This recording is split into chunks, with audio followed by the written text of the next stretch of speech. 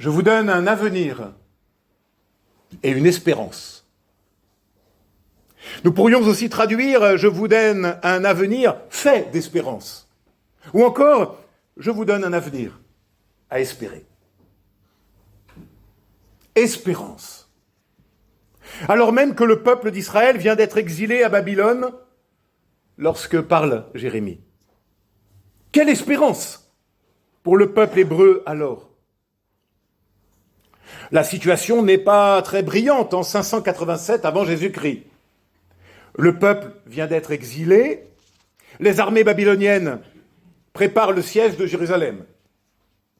Déjà, les élites économiques et les artisans, ceux qui ont un savoir-faire qu'ils peuvent emporter, ont pris la route de l'exil. Et ils se retrouvent à vivre à 1500 kilomètres de chez eux, chez l'ennemi. Le bouleversement est total, tout s'est écroulé. Plus de roi, plus de temple, plus de liberté, pas encore de travail, pas d'avenir. Pas d'avenir. Dieu semble définitivement absent, comme pour nous parfois, dans nos existences. Dieu semble aussi aux abonnés absents. Et en ce matin, je me demande quelle espérance pour nous aujourd'hui. De grands rêves ont mobilisé nos sociétés pendant près de 2 siècles. La justice sociale, l'émancipation, la liberté, la prospérité. Et voilà que nos espérances se sont dissipées, laissant la place à la peur, à la rancœur. Pire encore, nous avons le sentiment de revenir en arrière et de nous battre désormais seulement, non pas pour le meilleur, mais de nous battre comme pour éviter juste le pire. Et puis, le conflit armé est de retour en Europe. Et puis, nos églises, elles-mêmes, nous le savons bien, semblent inexorablement condamnées au déclin. Les difficultés économiques de notre région n'étant que le symptôme de cette situation, celle de nos contemporains qui semblent ne plus être réceptifs au message de l'Évangile. Alors faut-il désespérer? À vue humaine, certainement. Mais c'est là que retentit pour nous une parole venue d'ailleurs et qui nous est apportée ce matin par Jérémie. Une parole pour toi, pour moi, pour nous, aujourd'hui. Je te donne un avenir et une espérance. Je te donne un avenir et une espérance.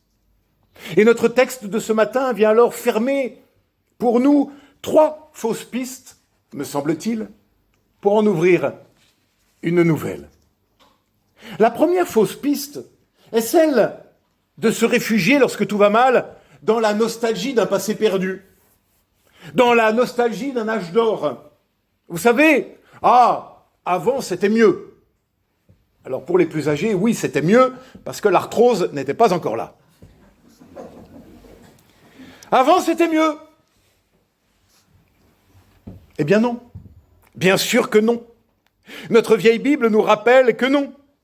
Il y a 2500 ans, les choses n'allaient pas beaucoup mieux pour le peuple de Judée. Il y a 300 ans, les choses n'allaient pas mieux pour nos pères réduits à la résistance dans le désert des Cévennes et à la clandestinité pourchassés par les dragons du roi. Et ce 20e siècle, qui suit celui de notre jeunesse, avons-nous oublié? Comment pouvons-nous oublier si vite qu'il fut aussi celui qui vit 2 guerres mondiales et qui inventa les grands massacres de masse et les totalitarismes, que ce soit ceux de Staline, d'Hitler, de Mao ou de Pol Pot? Avons-nous la mémoire si courte? Alors non, bien sûr que non, il n'y a jamais eu d'âge d'or. Sinon dans nos fantasmes. Et il n'y a pas de bon vieux temps. Il n'y a que des hommes et des femmes qui tentent de génération en génération de vivre d'une bénédiction reçue et qui la revendiquent pour eux. Il n'y a pas de temps béni dans le passé, il n'y a que le temps d'aujourd'hui qui peut être source de bénédiction pour chaque homme et chaque femme qui tente de vivre de cette parole reçue. Les mois, les années à venir sont incertains. Oui, c'est vrai. Et peut-être même le chaos menace. Peut-être. Mais, en vérité, à part les 30 glorieuses, n'en va-t-il pas ainsi depuis la création du monde? L'avons-nous déjà oublié? La fraternité est toujours à construire, toujours à reconstruire. Car au commencement, que nous dit notre vieille Bible? Au commencement, il y a le meurtre fratricide entre Abel et Caïn. Ça commence comme ça, l'histoire. À nous d'inventer un autre chemin que celui de la violence et de la souffrance triomphante. Il n'y a pas eu de bon vieux temps béni. Il n'y a que des hommes et des femmes qui tentent aujourd'hui de vivre de la bénédiction. La deuxième fausse piste que vient fermer pour nous Jérémie serait l'inverse, de nous tourner vers l'avenir au point d'en oublier de vivre. Certains exilés à Babylone refusent en effet de s'installer, de chercher du travail, de se marier. Ils espèrent tellement retourner à Jérusalem qu'ils fuient dans la rêverie. Ils veulent tellement croire que l'exil ne durera pas, que tout reviendra comme avant, qu'il sera possible de retourner dès demain à Jérusalem pour y reprendre la vie d'avant. Mais n'y songez pas, dit l'Éternel. Et il annonce que l'exil va durer longtemps, 70 ans, c'est-à-dire la durée d'une vie humaine. Autrement dit, aucun exilé ne remettra les pieds au pays. Pas de retour en arrière possible. Car c'est aujourd'hui qu'il faut réapprendre à vivre. Pas de fuite en arrière, je l'ai dit, mais pas de fuite en avant non plus, qui serait l'autre piège. C'est aujourd'hui qu'il faut réapprendre à vivre en frères et en sœurs devant Dieu.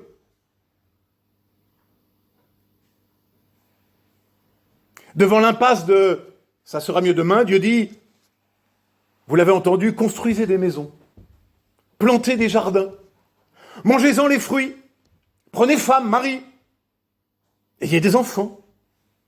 Soyez même, le comble, soucieux de la prospérité de la ville dans laquelle vous êtes pourtant déportés. Intercédez pour elle auprès du Seigneur. Et par ces mots, il me semble que Dieu nous rappelle obstinément à l'urgence de vivre, là où nous sommes, là où nous en sommes, avec celles et ceux qui nous entourent, même si cette vie n'est pas celle que nous avions rêvée. Il ne s'agit pas d'apprendre à aimer la vie telle qu'elle est, dans une sorte de fatalisme, non. Mais il s'agit de vivre avec celles et ceux qui nous entourent, d'aimer celles et ceux qui nous entourent, et avec eux, d'essayer de fabriquer un présent de fraternité. De participer avec eux à la vie de la société telle qu'elle est. D'œuvrer dans l'Église, sans se noyer dans le rêve, dit le pasteur Vincent Nem-Perron, d'un passé ou d'un futur fantasmé. Mais il y a peut-être encore une troisième fausse piste à refermer. Exactement le piège de ce que je viens de dire, c'est-à-dire rester englué dans le présent. J'ai dit attention au piège d'un passé idéalisé, attention au piège d'une fuite dans l'avenir, mais attention aussi de ne pas rester dans une sorte de réalisme cynique qui nous engluerait dans le présent et de sombrer ainsi dans le désespoir ou la désabusion, selon cette belle expression d'un poète canadien.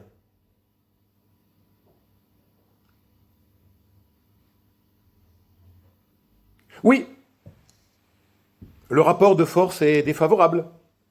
Alors certains exilés vont lâcher. Ils abandonnent leur culture hébraïque, ils abandonnent leur foi dans le Dieu de leur père, et ils se tournent vers Babylone. Sa culture, c'est Dieu. Et alors, de sombrer dans le désespoir. Nous avons alors tellement peur de l'avenir que nous restons tétanisés dans un présent, mais un présent fermé, verrouillé, cadenassé. L'écrivain Albert Camus le dit bien, il écrit « Le désespoir voulant éviter les déceptions ». Le désespoir voulant éviter les déceptions, il en reste sur le terrain de la réalité en faisant de nous des hommes et des femmes qui n'espèrent plus. Et c'est là, très exactement là, que se murmure pour nous cette parole de l'Éternel « Je te donne un avenir à espérer ». Première remarque, cet avenir est un don. Je te donne un avenir. Il ne dépend pas de nous, de nos réussites ou de nos échecs. L'espérance est le fruit d'une promesse venue d'ailleurs, qui vient ouvrir une brèche justement dans la tyrannie des apparences et des évidences.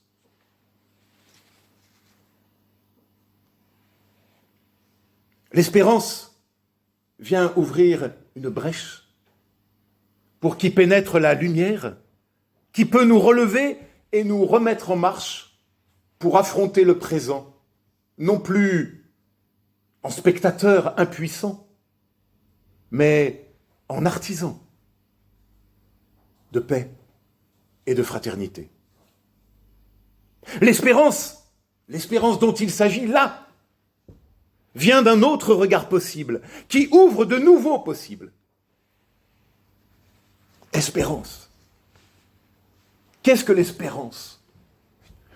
Le théologien et pasteur allemand Dietrich Bonhoeffer le disait admirablement. Alors Dietrich Bonhoeffer, pour ceux qui ne le savent pas, c'est un de ces pasteurs qui, à partir de 1933, résista à la montée du nazisme, créa un séminaire clandestin à Finkenwald, puisqu'il a été interdit de prédication et d'enseignement, et qui fut arrêté, déporté, et qui mourra par ordre express d'Hitler, 15 jours avant la libération de son camp.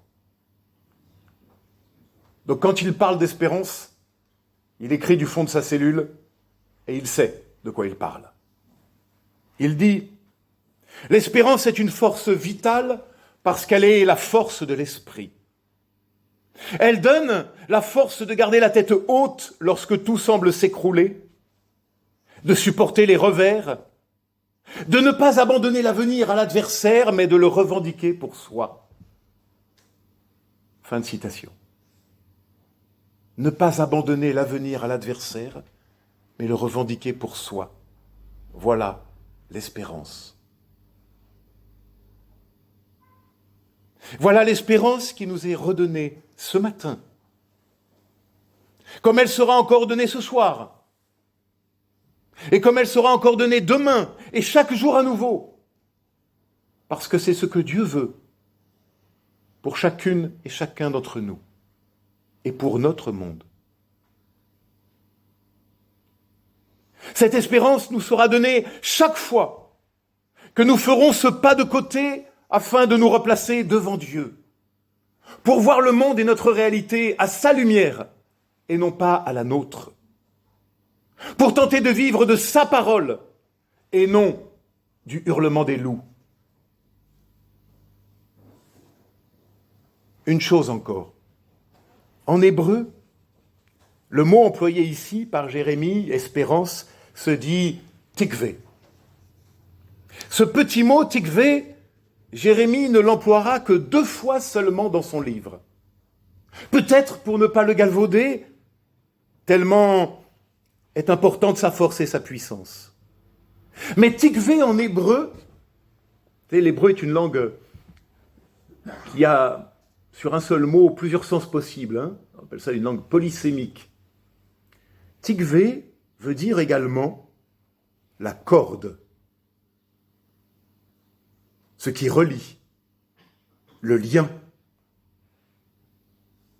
Peut-être pour nous suggérer que l'espérance est toujours en relation en lien avec l'autre et avec les autres. Peut-être pour nous suggérer qu'elle nous relie les uns aux autres et à Christ lui-même, désormais le premier de cordée pour nous. Oui, n'est-ce pas là qu'elle s'enracine notre espérance dans cette croix plantée il y a 2000 ans sur Golgotha, venue barrer la route à tous les démons de la terre et nous apprendre que de toutes nos déroutes, Dieu peut faire un chemin de victoire. Alors ma sœur, mon frère, voilà ce à quoi nous sommes appelés, à tenir fermement la corde de l'espérance et à en faire le seul lien qui vaille et qui tienne en nous et entre nous. Amen.